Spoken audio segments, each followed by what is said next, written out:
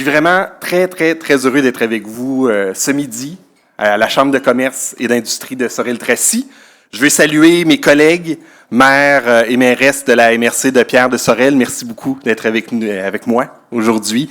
Diane, notre préfète suppléante, d'être présente à mes côtés pour exercer cette fonction, ce rôle-là de préfet. Merci beaucoup. Saluer la présence de Maude Allaire, mairesse de Contrecœur. Merci beaucoup d'être avec nous aujourd'hui. Je veux saluer les représentants du député Jean-Bernard Raymond, Raphaël et Louis. Merci. Notre directeur général de la MRC de Pierre de Sorel, Denis. Merci beaucoup d'être avec nous aujourd'hui. Merci beaucoup à vous tous. Merci aux membres du conseil d'administration de la Chambre de commerce, Roland Pierre, son président. Merci de me donner la chance et l'opportunité de m'adresser à vous aujourd'hui. C'est avec plaisir que j'ai accepté l'invitation de la Chambre de commerce à m'adresser à vous aujourd'hui à titre de préfet de la MRC de Pierre de Sorel. Comme j'assume cette fonction-là depuis à peine 3 mois, vous m'amenez à mettre un peu d'ordre dans mes idées pour que je vous partage ma réflexion sur le travail que nous faisons comme collègues à la MRC de Pierre de Sorel, comme membre du conseil de la MRC. C'est aussi une réflexion sur la responsabilité que nous avons tous ensemble vis-à-vis de notre région à un moment assez particulier de notre histoire. Les prochaines élections municipales vont se tenir en novembre 2025. Ça va venir vite. Et on reproche souvent aux élus municipaux de penser à court terme en fonction des prochaines élections. Je tiens à vous confirmer que je suis conscient que les décisions que l'on prend ensemble à la MRC auront un impact à beaucoup plus long terme que ça. C'est donc important pour nous de bien faire les choses, de bien faire comprendre ce que vit notre région. Inévitablement, les élus municipaux, ils ont l'obligation d'être proches des citoyens. Vous le savez, cet ancrage dans le territoire, si c'est une obligation, c'est aussi une force que nous avons. Notre région, elle traverse des grands changements. Comme élus, on doit les accompagner, on doit les transformer en opportunités pour les entreprises, pour les commerces, pour les gens qui travaillent dans notre MRC, pour les organismes communautaires, pour chacune des 12 municipalités de notre MRC, pour les familles et pour les jeunes aussi. Les choses, elles ont changé certainement. Auriez-vous pu imaginer, il y a seulement quelques années, que le porte-parole du Gala du mérite économique, ce serait Roland-Pierre Chalifou, qui est aussi un producteur, développeur de produits du cannabis. C'est quand même signe que les choses ont changé. La région et notre ville-centre Sorel-Tracy au premier chef et sont confrontés à pas mal de défis. On a encore de la difficulté parfois à attirer des gens dans notre région et on vit en même temps une crise de logement. La pénurie de main-d'œuvre exerce une pression énorme sur nos entreprises, nos commerces et nos services. Une pression qui risque encore d'être plus grande avec les projets industriels qui s'en viennent, qui vont se développer chez nous et avec les projets qui seront tout autour de nous aussi. On pense au port de Montréal à Contrecœur ou à la filière batterie. Il n'y a personne qui reste les bras croisés devant ce qui se dresse devant nous. Notre nouvelle signature régionale, elle vise à mettre un nom et une couleur sur tous les efforts qui sont entrepris par une multitude d'organisations dans notre région. Ces organisations, elles vont répondre aux défis qui sont posés devant nous. Ça va devenir rapidement plus concret avec les outils qui sont en train d'être développés. Je veux saluer l'engagement de tous ceux et celles qui sont associés au chantier d'attraction de la main-d'œuvre et qui croient qu'on est en mesure de prendre à bras-le-corps le défi de la pénurie de main-d'œuvre et de l'accueil des nouveaux arrivants, qu'ils soient issus de l'immigration ou non. Quelle attitude est-ce que nous devons avoir devant les défis qui se dressent devant nous? J'ai envie de vous donner un exemple très concret d'une réalisation que l'on a fait. Je préside aussi la Société de transport collectif de Pierre de Sorel. Vous savez sûrement que les résultats que l'on a en achalandage sont excellents. Ils sont même impressionnants. On dépasse largement les objectifs qu'on s'était fixés. Je peux même vous dire qu'on les a dépassés quelques semaines après avoir fixé cet objectif-là. Mais au point où notre directeur général, Simon Berthiaume, est souvent même sollicité pour parler de notre société de transport. Pour une fois, les yeux sont tournés vers nous. Avant, on regardait vers les autres régions. Aujourd'hui, c'est les autres régions qui nous regardent pour voir comment on a pu faire. Pourtant, cette réalisation-là, on l'a fait suivant une très mauvaise nouvelle. Il y a quelques années, le service interurbain qui était offert vers Longueuil pour Sorel-Tracy et Saint-Joseph de Sorel était offert par Exo. Exo nous avait informé d'une très grande augmentation de la contribution financière pour Sorel-Tracy et Saint-Joseph de Sorel. Ce n'était pas un dossier de la MRC, mais il a rapidement rebondi sur la table du Conseil parce qu'on s'est posé la question à savoir si les autres municipalités de la région ne pourraient pas contribuer au paiement de la facture. La discussion qui s'en est suivie a été vraiment des plus intéressantes. Au lieu de simplement discuter d'un partage de factures, on a porté cette discussion-là sur les objectifs de développement en matière de transport qu'on voulait se donner dans la MRC de Pierre-de-Sorel. Depuis, on a quitté Exo et c'est maintenant la MRC qui a été mandatée pour offrir un service de transport d'autobus interurbain vers Longueuil. On a eu l'audace de transformer un problème financier auquel on était confronté en opportunité pour créer un véritable service de transport en commun dans notre région. L'offrir en milieu rural maintenant, c'était un défi et c'est un défi pour toutes les régions du Québec. Et pourtant, nos résultats, là aussi, ils sont remarquables. On a réussi à créer un nouveau service, à le financer et encore à faire augmenter l'achalandage de façon significative.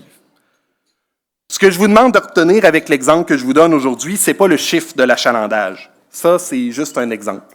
Ce que je vous demande de retenir, c'est comment on a traité le problème. Personne autour de la table de la MRC a adopté une position qui était jovialiste. On savait que ce seraient des discussions qui étaient difficiles, qui avaient des impératifs financiers importants, et notre directeur général avait l'expertise nécessaire pour nous proposer des solutions. Et nous avions la responsabilité d'être ouverts et l'accompagner dans le mandat qu'on lui avait donné. Cette attitude-là, c'est celle que je veux privilégier avec mes collègues de la MRC pour répondre à d'autres situations qui exigent notre accompagnement, notre attention et notre engagement. Tant que je serai préfet de la MRC, je travaillerai à ce qu'on conserve cette attitude, cette façon de prendre des décisions qui allie la lucidité et l'audace. Avoir un portrait clair de la situation, s'assurer d'avoir des gens compétents autour de nous pour nous conseiller et finalement, assumer les décisions qu'on a à prendre. C'est clair qu'il faut travailler entre nous autour de la table du Conseil de la MRC. Les gens compétents autour de nous, ce sont bien sûr les membres du personnel de la MRC et ceux de nos 12 municipalités. À ce titre, hier soir, je ne peux passer sous silence qu'à la séance du Conseil de la MRC, notre directeur général, Denis Boisvert, nous a annoncé son départ dans quelques semaines. Le rôle qu'il a joué à la MRC depuis 40 ans est absolument majeur. Il est un bâtisseur de notre région. Il a piloté un nombre important de dossiers au long de ces 40 dernières années. Pour ne citer que ça... Oui.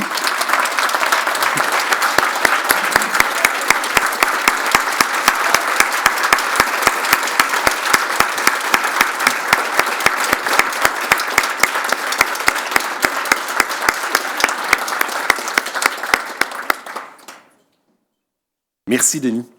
Merci. On pourrait citer le parc éolien, le piste cyclable La Sauvagine dans les réalisations, mais ce serait pratiquement injuste de se limiter à seulement ces deux grandes réalisations, parce que Denis, il a accompagné, il a soutenu, il a appuyé plusieurs générations d'élus. Il a vu se déployer l'action de la MRC dans plusieurs secteurs de nos vies. Il est de ceux qui ont contribué à faire changer notre région. Nous lui devons beaucoup, comme élus et collectivement comme citoyens. Merci, Denis. Notre rôle d'élu, c'est de fixer les orientations. Le rôle des membres des équipes municipales, c'est de trouver les bons moyens pour les atteindre. Évidemment, ultimement, c'est nous, les élus, qui doivent rendre des comptes à la population. Mais les membres de nos équipes municipales, ce ne sont pas les seules personnes compétentes qui nous aident à remplir notre rôle d'élu. Vous nous entendez souvent parler de nos partenaires, nos interactions avec le réseau de l'éducation, celui de la santé, avec la communauté d'affaires dont vous êtes les membres, avec le monde communautaire qui est ici aussi aujourd'hui. Ils nous aident à rester en contact avec la réalité de notre territoire. Notre proximité avec les citoyens qui se traduit par des rencontres, par des échanges et par des consultations nous garde ancrés dans notre région. Mais ça ne diminue pas les obligations à informer, à expliquer nos positions en participant activement au débat public qui porte à bout de bras bien souvent nos médias régionaux qui sont avec nous aussi aujourd'hui. Merci de votre présence. Si mes collègues et moi avons choisi d'être actifs au palier municipal, c'est qu'on croit que notre travail, que notre engagement On le prend pour avoir un impact réel sur le développement de la région et sur la qualité de vie de nos milieux. C'est pourquoi les élus se doivent non seulement d'avoir les idées claires, mais aussi de prendre les bons moyens pour fixer les objectifs. Avec mes collègues du Conseil de la MRC, hier, nous avons décidé d'entreprendre pour la MRC comme organisme municipal une planification stratégique. La ville de Sorel-Tracy l'a fait il n'y a pas si longtemps, maintenant c'est à notre tour de le faire.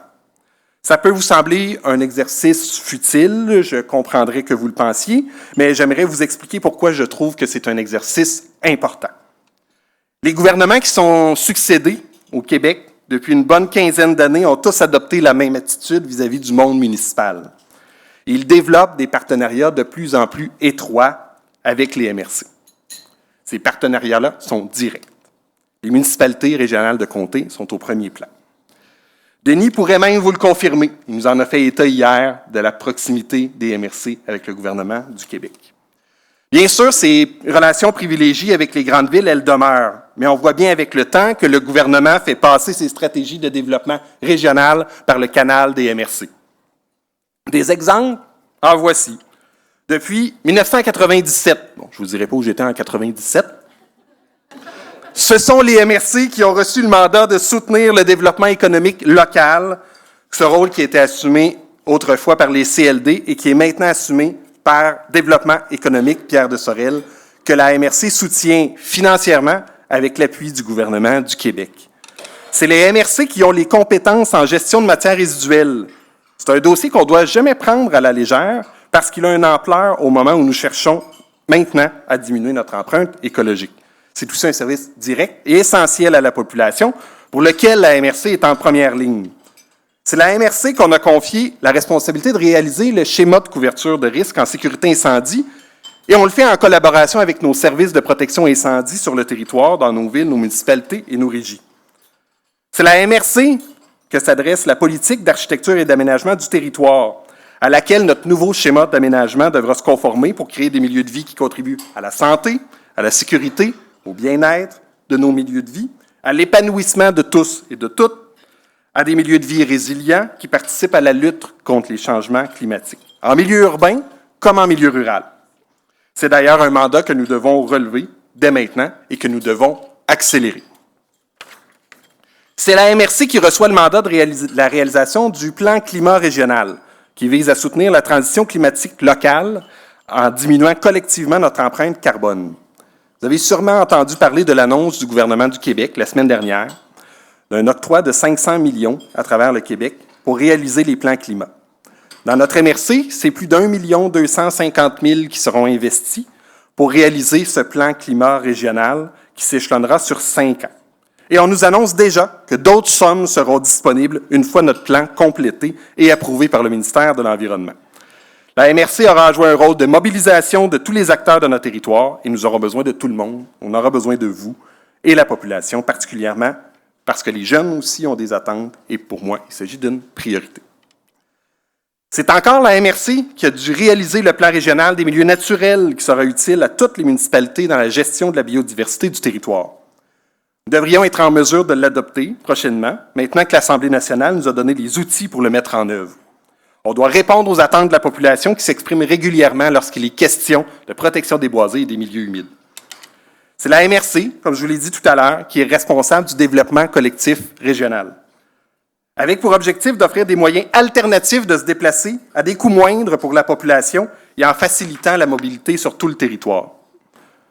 C'est la MRC qui revient la responsabilité du plan de développement de la zone agricole, le fameux PDZA. Un plan qui doit être réalisé avec la participation du monde de l'agriculture et de la transformation agroalimentaire. Je les remercie aussi de leur présence avec nous aujourd'hui.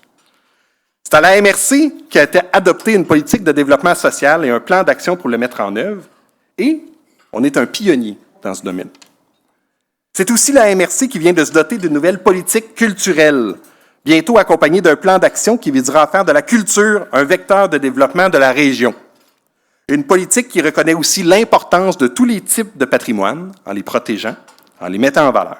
La MRC organisera d'ailleurs, le 31 mai prochain, une journée d'échange sur le patrimoine à laquelle vous serez tous, toutes conviés.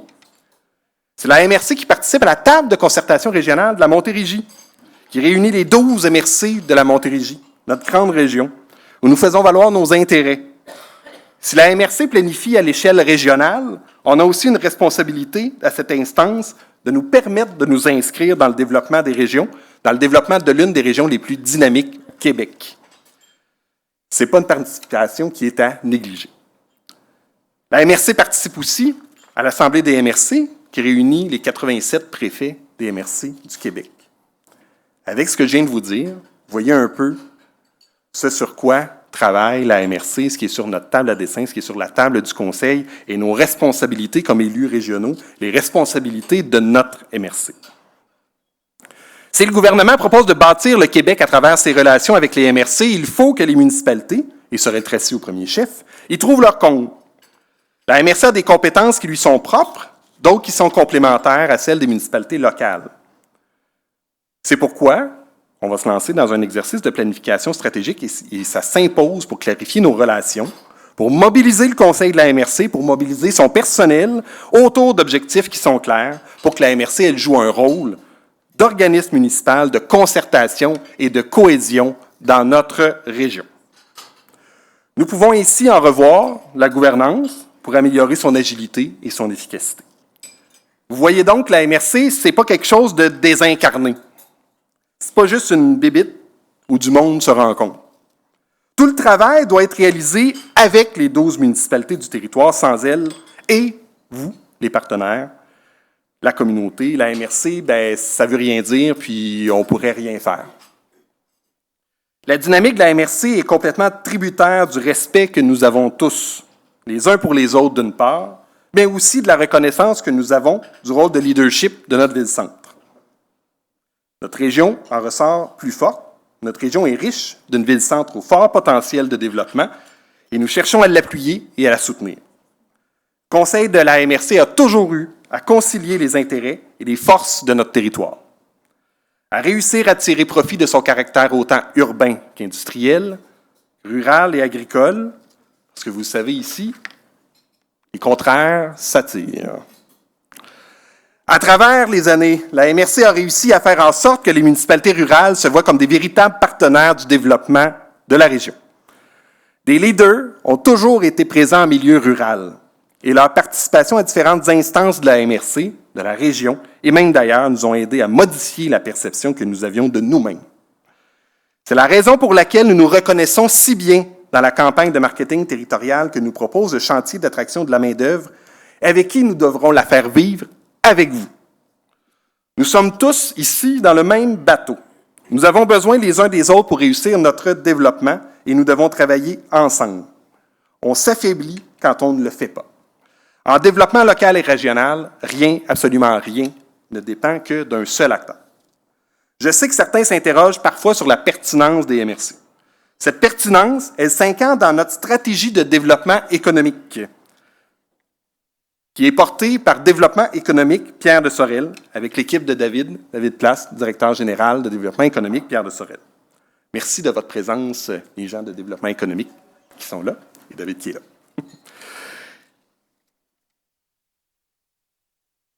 Elle s'incarne, cette stratégie-là, dans ce qu'on met dans la stratégie maritime du gouvernement du Québec.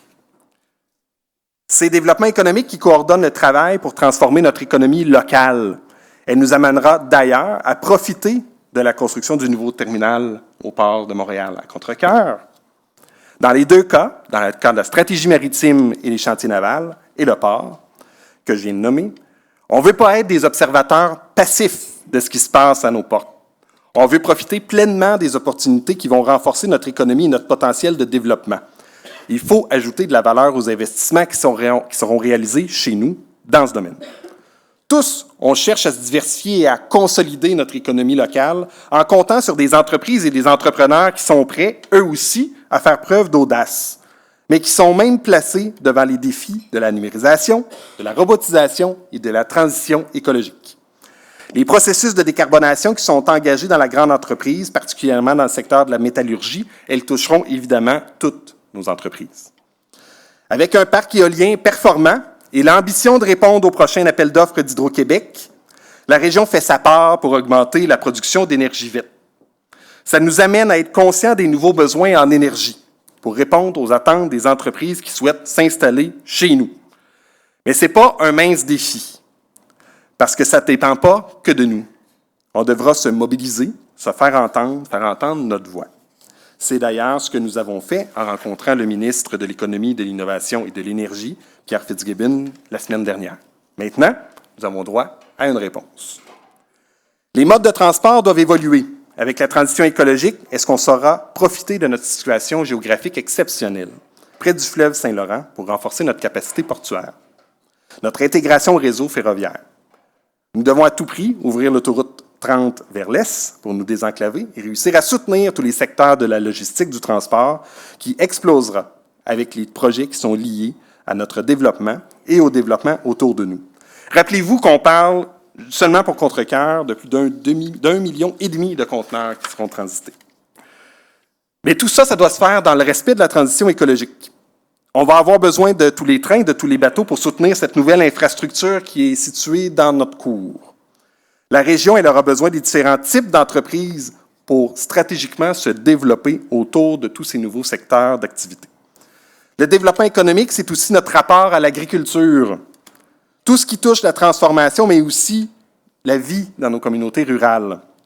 Notre proximité avec Saint-Hyacinthe, la capitale de l'agroalimentaire, doit être vue comme une occasion. Une occasion de développement. Elle offre des opportunités qu'il faut saisir. Nos entreprises agricoles et de transformation sont parmi les plus dynamiques en Montérégie. Elles sont aussi des pionnières et des leaders en agro-environnement. Il faut le souligner, il faut en être fier. Les entreprises de ce secteur sont aussi placées devant des défis de transition numérique et énergétique. La révision du plan de développement de la zone agricole est en cours et doit tenir compte de ces défis. Il faudra que ce soit là aussi un travail d'équipe pour les accompagner. Dans le contexte de la transition écologique, pour assurer la vitalité de notre territoire, au profit de notre monde, la MRC doit accompagner le développement économique avec nos partenaires de la communauté d'affaires et des organismes de développement, favoriser le développement social avec nos partenaires du réseau de l'éducation, de la santé et du monde communautaire, soutenir le développement culturel avec les organismes de diffusion, les artistes et les artisans. Si j'ai décidé de poser ma candidature en novembre dernier comme préfet de la MRC, c'est pour ces raisons. Je suis reconnaissant à mes collègues de m'avoir accordé leur confiance. Je dois vous dire qu'on travaille sans relâche, tous ensemble, pour réussir à la MRC. Bon, ils ont élu à ce poste le plus jeune membre du conseil. Je tiens à vous dire aujourd'hui qu'au même titre que tous ces jeunes que vous voyez de plus en plus assumer des postes de responsabilité dans la région, Roland-Pierre, je suis sûr que tu partageras ce point de vue. Je suis ici pour prendre le relais, en poursuivant le travail qui a déjà été accompli, en construisant et en consolidant ce qui a été fait et en étant conscient de ce qui a été fait jusqu'ici. En comparatif, je pourrais vous dire que je souhaite humblement être un trait d'union entre les générations. Ceux qui nous ont précédés ont eu la tâche assez lourde de défendre les acquis de la région et de Sorel-Tracy, de nos entreprises, de nos institutions, dans des conditions souvent difficiles. Ils ont eu à naviguer avec des vents contraires, mais ils ont préparé le terrain. Aujourd'hui, les défis sont différents. Le Québec change et nous aussi. Il va être impossible d'éviter de faire des choix importants si on veut accompagner les changements, qui non seulement se préparent, mais qui sont déjà là. Le monde municipal n'est plus le même, tout comme les attentes des gouvernements envers lui. La population aussi, elle nous demande de jouer un nouveau rôle pour améliorer la qualité de vie de nos milieux. Avec la région, une MRC bien ancrée et audacieuse. Merci beaucoup de votre écoute aujourd'hui.